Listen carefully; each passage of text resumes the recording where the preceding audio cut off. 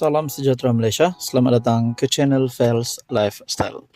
Tuan-tuan dan puan yang amat dihormati, saudara-saudara semua, baru-baru ini pihak Najib melalui Peguam Najib ada mendakwa bahawa beliau boleh meneruskan hukuman penjara Najib Razak di rumah ataupun tahanan di rumah.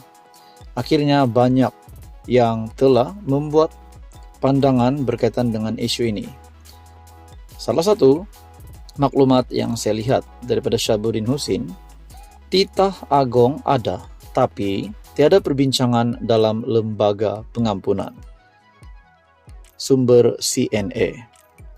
Mesyuarat lembaga pengampunan pada 29 Januari lalu tidak bincang sebarang rancangan untuk membenarkan Najib Razak menghabiskan baki hukuman penjara 6 tahun sebagai tahanan di rumah.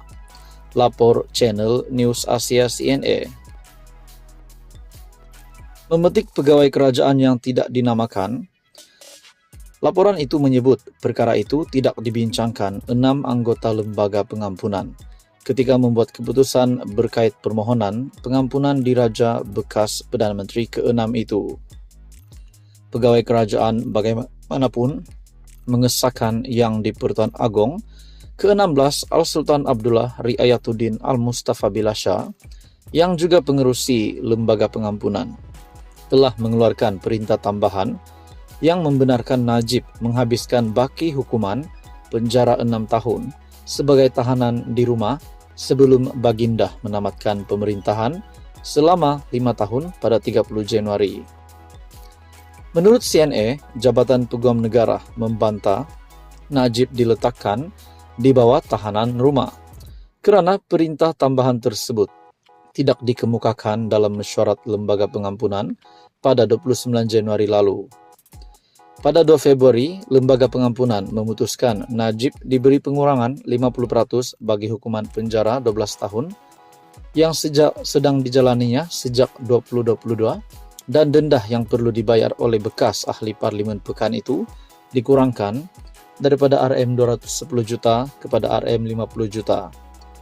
Namun, sekiranya denda tidak dibayar, tempoh penjara bagi Najib Razak akan ditambah selama setahun, di mana tarikh pembebasan beliau adalah pada 23 Ogos 2029, kata lembaga itu dalam satu kenyataan.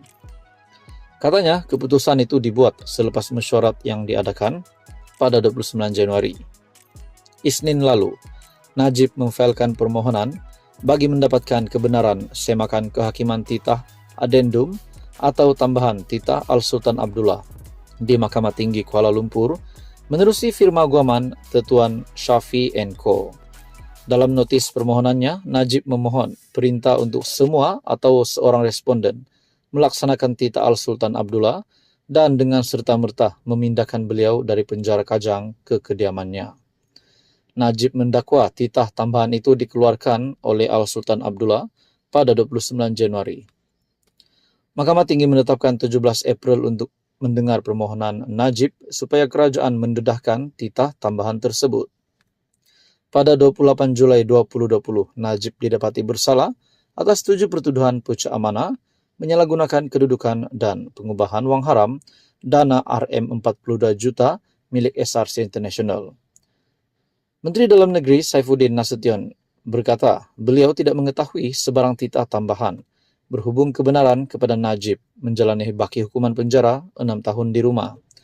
Laporan CNA menyebut jurucakap di Pejabat Perdana Menteri Anwar Ibrahim berkata ia tidak akan membuat sebarang kenyataan mengenai perkara ini. Mesyuarat lembaga pengampunan pada 29 Januari lalu tidak bincang sebarang rancangan untuk membenarkan Najib Razak menghabiskan baki hukuman penjara 6 tahun sebagai tahanan di rumah, lapor CNA. Apa komen Anda? Sekian saja, teruskan bersama di dalam channel ini. Halo semua, salam sejahtera Malaysia. Selamat petang tuan-tuan dan puan yang amat dihormati. Saudara-saudara, berkaitan dengan isu stalking tertera kalimah Allah. Kita juga sebelum ini sudah mendengar titah yang di Pertuan Agong supaya perkara ini tidak lagi diteruskan ataupun tidak lagi diapi-apikan. Akhirnya saudara-saudara, salah satu pemimpin ataupun Ketua Pemuda UMNO, Dr. Akmal Saleh.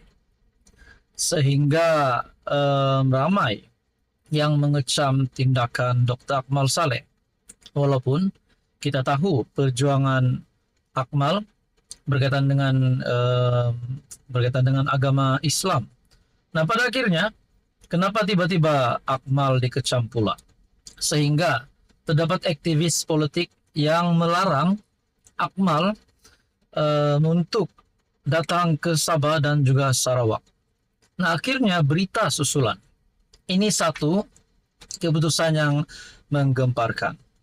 Adakah Akmal dengan kecaman-kecaman yang diterima mampu membuat beliau mungkin disaman ataupun ditangkap? Nah, saudara-saudara, satu artikel bertarik 5 April jam 10.55 pagi, artikel daripada Malaysia Kini. Akmal ditahan di Kota Kinabalu, yaitu KK adalah di Sabah. Menurut artikel ini bertajuk No Fear, No Surrender, katanya Ketua Pemuda UMNO Dr. Akmal Saleh ditahan polis sebaik tiba di lapangan terbang antarabangsa Kota Kinabalu pagi tadi. Dalam hantaran di Facebook, Akmal berkata bahwa ini di sebalik dia dijadwal untuk merakam keterangannya di Ibu Pejabat Polis Dang Wangi, Kuala Lumpur esok. Insya Allah, saya akan berikan kerjasama sepenuhnya.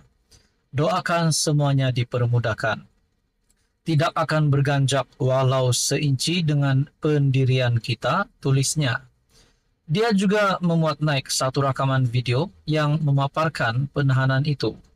No fear, no surrender. Katanya sebelum dibawa beredar dari lapangan terbang antarabangsa Kota Kinabalu sambil tersenyum. Menurut Facebook page Akmal Saleh, saya telah ditahan di IPD Kota Kinabalu pagi ini, walaupun telah dijadwalkan untuk memberi keterangan esok di IPD Dang Wangi. Insya Allah saya akan berikan kerjasama sepenuhnya.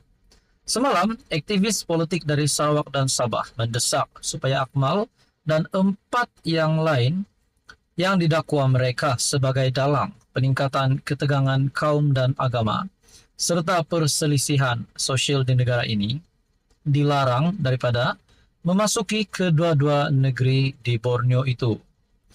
Menurut Persatuan Aspirasi Rakyat Sarawak, SAPA, dan Sabah Defenders of Ancestral Lands, MOPOT, gesaan mereka itu bertujuan untuk melindungi Sarawak dan Sabah daripada potensi, gangguan dan risiko kepada perpaduan sosial. Sementara itu, Ketua Polis Negara Tan Sri Razarudin Hussain berkata, siasatan terhadap Ketua Pemuda UMNO itu dilakukan selepas tindakannya berhubung isu stalking tertera kalimah Allah yang dijual di Kekemat. Katanya sebanyak 2 laporan diterima polis terhadapnya berhubung isu berkenaan. Kes disiasat di bawah Seksyen 4 dalam kurungan 1 Akta Hasutan 1948 dan Seksyen 233 Akta Komunikasi Multimedia 1998. Siasatan telah dijalankan dan kertas siasatan akan dirujuk ke Pejabat Peguam Negara AGC. Justru orang ramai diingatkan supaya tidak membangkitkan isu berkaitan stalking tertera kalimah Allah, memandangkan mereka terlibat telah dituduh dan proses keadilan akan ditentukan oleh mahkamah. Nah, saudara-saudara yang amat dihormati, isu penjualan beberapa pasang stalking yang tertera kalimah Allah di kedai Serbaneka Kekemat baru-baru ini menyaksikan Akmal menjadi watak utama yang mengajak orang ramai memboikot syarikat berkenaan. Langkah itu diambilnya di sebalik permohonan maaf syarikat berkenaan, selain titah yang di Pertuan Agong agar isu berkenaan diredahkan. Malah pengasas dan pengarah syarikat tersebut telah pun diheret ke mahkamah. Saudara Bapak yang amat dihormati, apa komen Anda berkaitan dengan isu ini? Sekian saja, teruskan bersama di dalam channel ini untuk info yang seterusnya.